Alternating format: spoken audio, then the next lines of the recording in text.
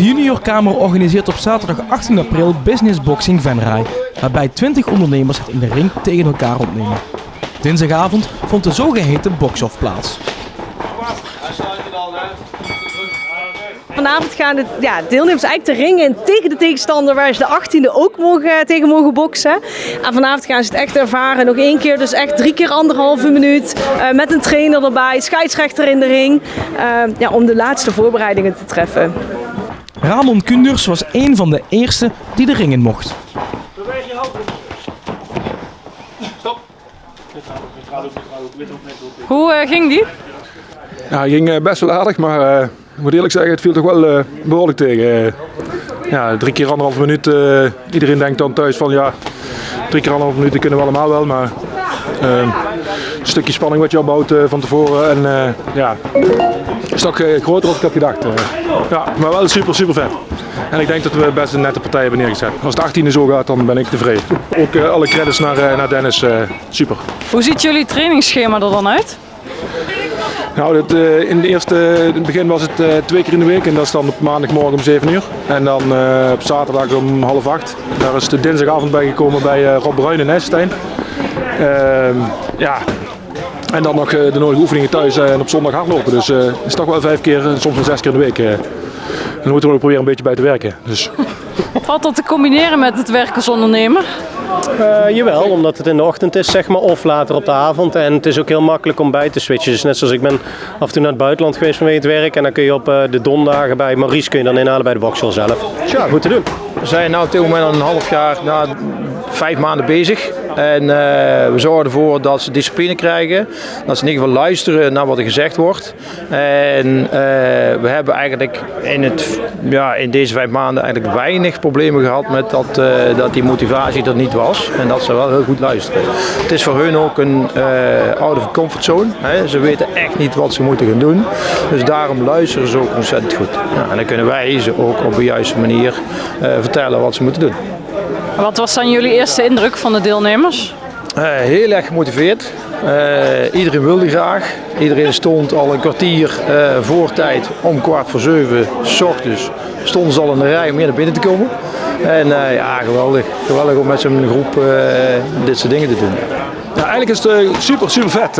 En daarbij gezegd ook nog dat iedereen zegt altijd, het is een hele leuke club waar we in terecht zien komen. Maar het is ook echt een hele leuke club. Het is een heel gemêleerd gezelschap, van jong tot oud. En dan hoor ik zelf bij de laatste. Maar echt ongelooflijk leuke groep mensen. En dat motiveert alleen al.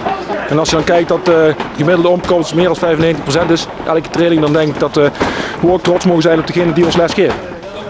En waarom doen jullie mee? Uiteraard voor het goede doel. Ja, dus als de kinderen zoveel eigenlijk niet fysieke, maar gewoon klappen kunnen vangen, zeg maar, dan moeten wij dat beetje ook maar kunnen incasseren. Absoluut. En jij? Dat is eigenlijk heel simpel. Als je het geluk hebt gehad, of in dit geval voor het goede doel het pech hebt gehad, dat je wiegje toevallig ergens anders staat. En wij dan op een betere plaats terecht zijn gekomen. Dan is het voor ons een kleine moeite om daar iets voor te doen.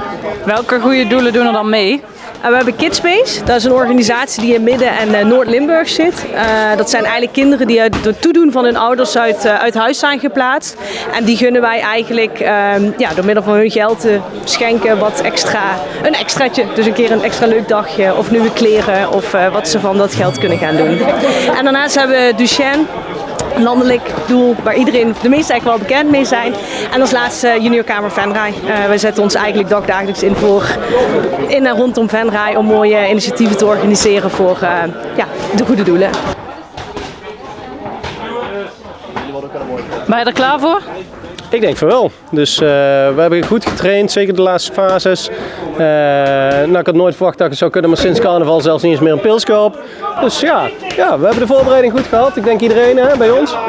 Ja. Dus we willen wel. Voor dit event zijn ze er zeker klaar voor. Het gaat ook om conditie.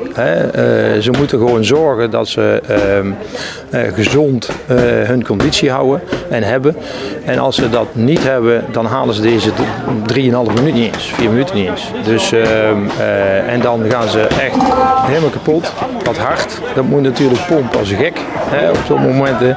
En daar moeten ze wel voorbereid voor zijn. Want het is ook wel, als je dat niet doet, dan dan denk ik dat je jezelf echt serieus tegenkomt.